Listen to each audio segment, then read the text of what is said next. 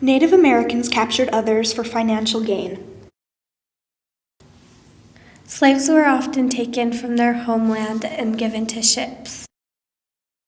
After being on the ships, many slaves were very weak. This shows one of the advertisements for slaves being sold once they got to America. Phyllis Wheatley was an African American slave. She was the first African American poet. Slaves were often whipped for not doing work correctly.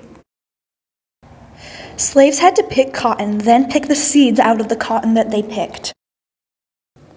Slaves had to work until the daily quota was filled. These are the bags that slaves had to fill with cotton. Most of the slaves picked cotton for their masters.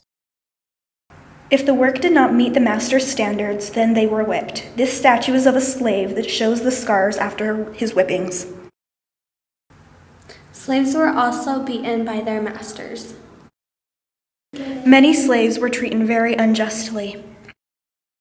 Because of this, many slaves ran away. Many important people had slaves. Many slaves escaped because of this woman, Harriet Tubman. She helped tons of slaves escape slavery.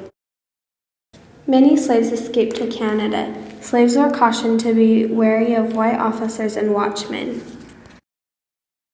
In this picture, it shows who were for slaves and who were against them in the States. Dred Scott was a slave that sued for freedom because it was forbidden where his master lived.